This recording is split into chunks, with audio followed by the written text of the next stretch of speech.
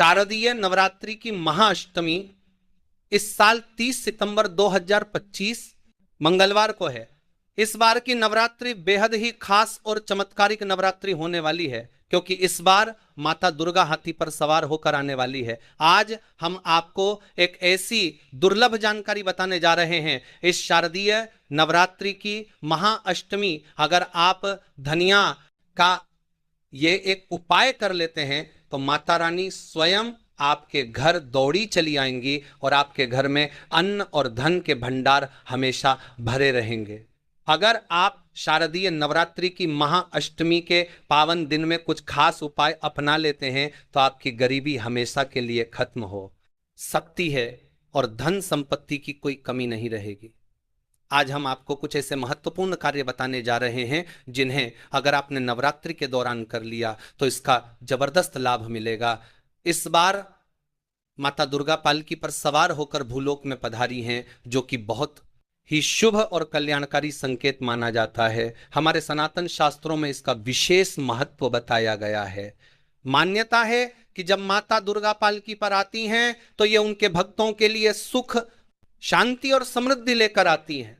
भक्तों को इस दौरान भक्ति का पूरा लाभ मिलता है, आत्मा को शांति मिलती है और मां दुर्गा का भरपूर आशीर्वाद प्राप्त होता है। अब सवाल यह उठता है कि नवरात्रि में की गई पूजा की सामग्री का क्या किया जाए। कई लोग जाने अनजाने में पूजा के बाद बची हुई चीजों को गलत तरीके से बहा देते हैं या फेंक देते हैं, जिससे उन्हें परेशानियों का सामना करना पड़ सकता है। इसलिए यह जानना जरूरी है कि अखंड दीपक की बाती, बचा हुआ तेल, जौ, चावल और अन्य पूजन सामग्री को सही तरीके से कैसे उपयोग में लाया जाए। अगर आप नवरात्रि में अखंड ज्योति जलाते हैं तो उसकी बाती को बाद में किसी पवित्र स्थान में रखें या किसी तुलसी के पौधे के पास डालें।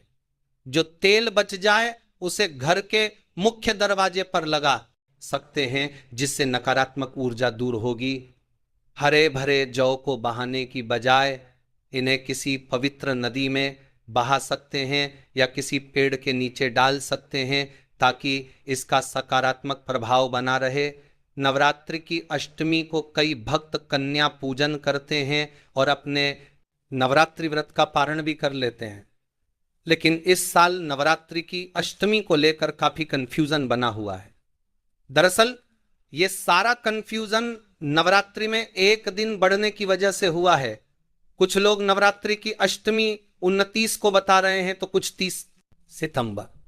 तो चलिए आपको बताते हैं कि आखिर महाअष्टमी किस दिन मनाई जाएगी और इस दिन किसकी पूजा की जाती है। शारदीय नवरात्रि की अष्टमी 30 सितंबर 2025 मंगलवार को है। अष्टमी का प्रारंभ 29 सितंबर की शाम 4:31 बजे होगा और समापन 30 सितंबर की शाम 6 बजे होगा।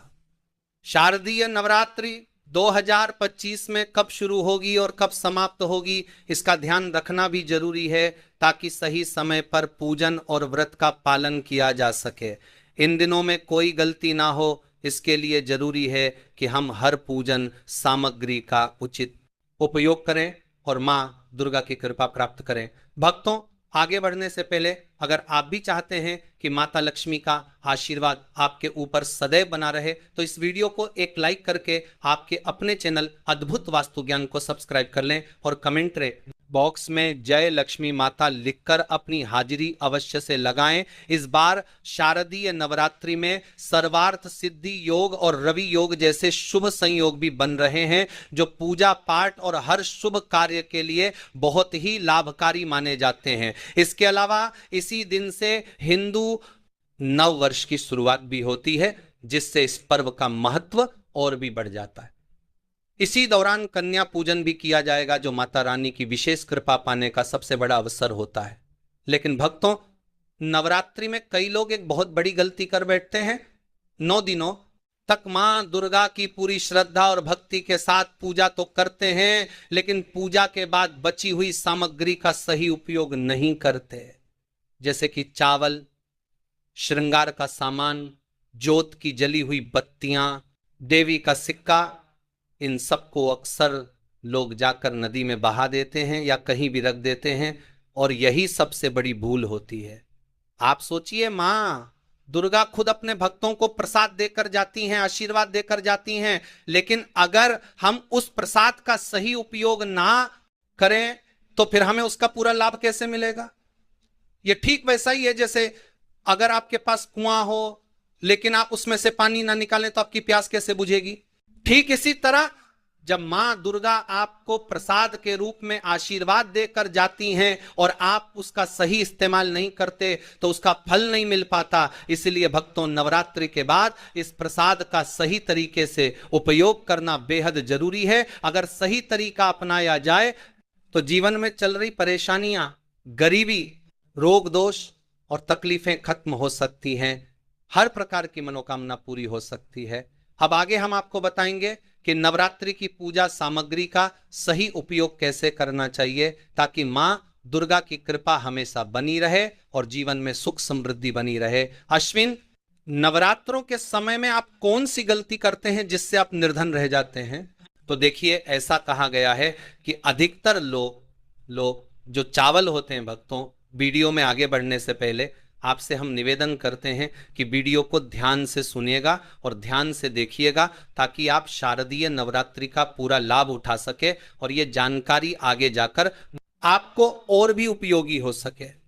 भक्तों, पूजा पाठ करने के बाद जो बचे हुए चावल होते हैं दुर्गा मां को जो हम चढ़ाते हैं, वही चावल की हम बात कर रहे हैं ना कि ढेर सारे चावल रहते हैं उनकी, जो दुर्गा मां को हम क्षमा याचना करने के दौरान जो चावल चढ़ाते हैं, पुष्प चढ़ाते हैं, सिक्के चढ़ाते हैं, वह सब नदी में बहा देते हैं। वहां अपने 9 दिनों तक दुर्गा मां की पूजा की, दुर्गा मां ने आपको प्रसाद स्वरूप चावल दिए, पुष्प दिए, सिक्के दिए, उसे आप नदी में बहा देते हैं। भक्तों, यही सबसे बड़ी मूर्खता है। 9 दिन का फल आपने क्या किया? सीधे नदी में जाकर के बहा दिया। ऐसा नहीं करना चाहिए जो चावल होते हैं। भक्तों, पिछली वाली वीडियो में भी हम आप लोगों को शारदीय नवरात्रि की जानकारी उसमें भी बताया है। जो शारदीय नवरात्रि में जो बचे हुए दुर्गा मां के चावल होते हैं, खड़े हुए चावल होते हैं, इन चावलों को आप अपने भंडार में रखें। अन्य भंडार का मतलब जैसे कि आप अपने घर में जो चावल पका करके कहते हैं उसमें डाल दीजिए, कुछ ढा स्थान पर रख दीजिए। अब इसके फायदा सुन लीजिए। और जो पुष्प रहते हैं आप इस धूप में सुख करके रखें, अपने पर्स में रखें। जो सिक्के होते हैं इससे भी धन पेटी अर्श में रखना चाहिए। अब इसके फायदे सुन लीजिए। जो चावल होते हैं दुर्गा माता को चढ़े हुए भक्तों से सिद्ध होते हैं। दुर्गा मां को चढ़े होने के कारण शारदीय नवरात्रि में दुर्गा माता साक्षात विराजित रहती है। तो ये जो चावल होते हैं जागृत अवस्था में हो जाते हैं। यदि भक्तों आप इस प्रकार के चावल को आप कहते हैं तो आपके शरीर में, भक्तों, आपको चावल एक साथ नहीं खाने। आपके घर पर कभी भी चावल बनाए तो उसे चावल में 1 या 2 चावल के दाने मिला देने। देखिए भक्तों, इससे होता क्या है कि आपके शरीर में इस चावल को खाने के बाद रोग दोष भी आदि किसी भी प्रकार की जो आपके शरीर में कष्ट है, शारीरिक पीड़ा है, मानसिक पीड़ा है, वह दूर हो जाती है। और भक्तों, दुर्गा मां की आपको कृपा प्राप्त होती है। दुर्गा मां की कृपा से शरीर में एक ऐसी ऊर्जा उत्पन्न होती है, जी ऊर्जा से आप अपने आप को स्वस्थ करते और आप जहां भी चले जाइए, जी भी कार्य को करिए, वह कार्य आपका सफल होता है। और भक्तों, आपको एक बात और बता दें कि कभी भी इन चावलों को थोड़ा सा कहते हैं आपका पेट भर जाता है, यानी कि इसमें तृप्ति जल्दी मिलती है और आपके घर में कभी भी अन्य धन की कमी नहीं रहेगी। आप में से अधिकतर जो भक्त हैं दुर्गा मां को श्रृंगार का सामान जरूर चढ़ाते हैं और श्रृंगार का सामान चढ़ाने के बाद इसे आप लोग नदी में बहा देते हैं या फिर अन्य को दे देते होंगे। तो ऐसा आपको नहीं करना है। जो श्रृंगार का सामान आप चढ़ाते हैं दुर्गा मां के लिए, 9 दिन के बाद इस श्रृंगार के सामान को आपके घर की जो शादीशुदा महिलाएं हैं उन्हें देना चाहिए। इससे क्या फायदा होता है? इससे अखंड सौभाग्य की प्राप्ति होती है। जब तक वह माता बहनें श्रृंगार करेगी, जो भी दुर्गा मां को चढ़ा हुआ आपने दिया, श्रृंगार करेंगे, तब तक अगर साक्षात स्वयं का भी उनके पास यमराज आ जाए उनके पति को ले जाने के लिए, मृत्यु के घाट के लिए, तो उनके बाल भी बांका नहीं कर पाएगा। इससे उसे महिला को अखंड सौभाग्यवती की प्राप्ति होती है। महिलाएं घर की साक्षात लक्ष्मी होती। इसीलिए भक्तों ध्यान रखें कि जो बचा हुआ दुर्गा मां को चढ़ाया गया श्रृंगार का सामान है माता बहनों को देना चाहिए। शारदीय नवरात्रि की महाअष्टमी में धनिया के दाने का चमत्कारी उपाय माता दुर्गा की कृपा से पाएं। धन और समृद्धि शारदीय नवरात्रि का पावन समय माता दुर्गा की भक्ति और उनके आशीर्वाद को प्राप्त करने के लिए सबसे उत्तम माना जाता है।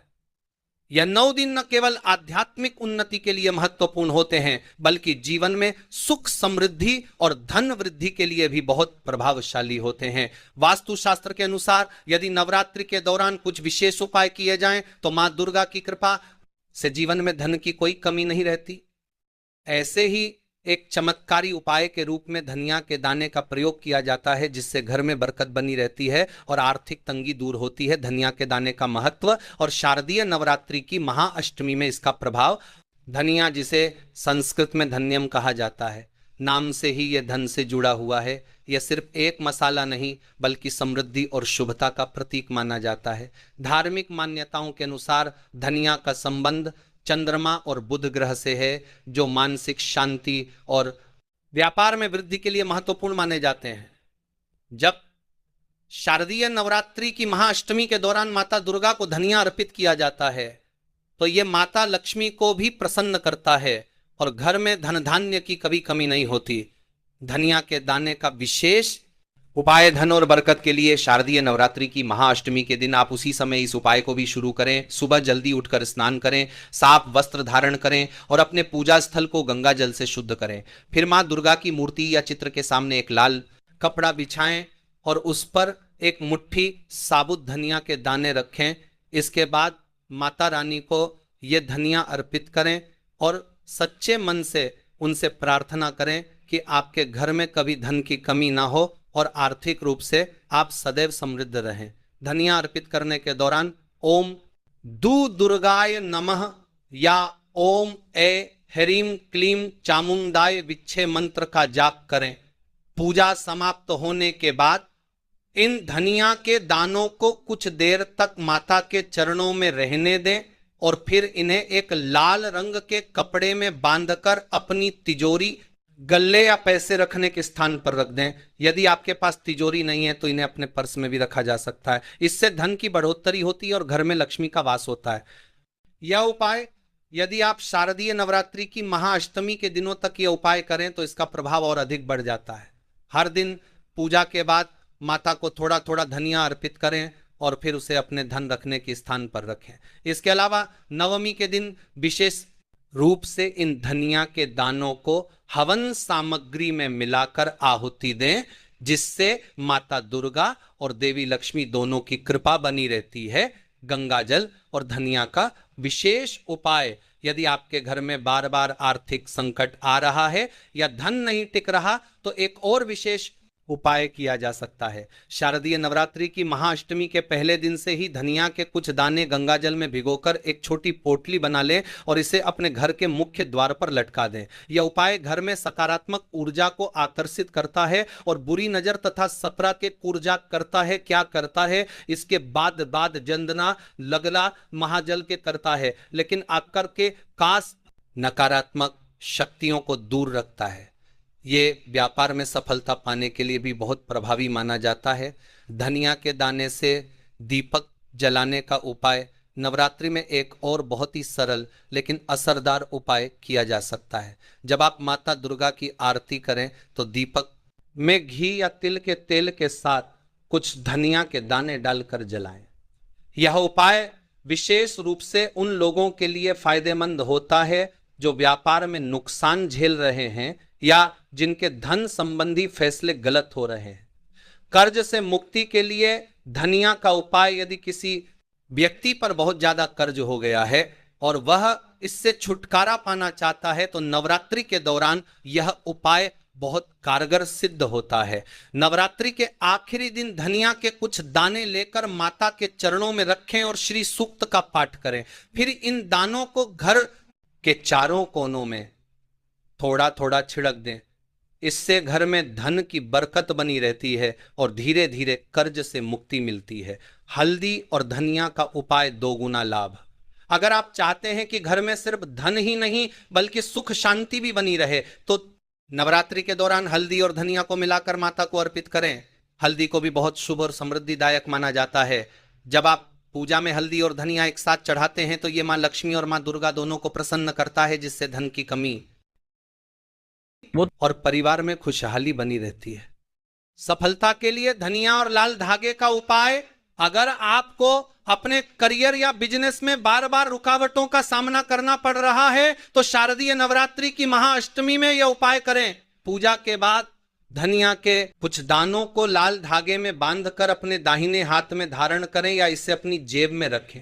यह उपाय बाधाओं को दूर करता है और आपको सफलता के मार्ग पर आगे बढ़ने में मदद करता है।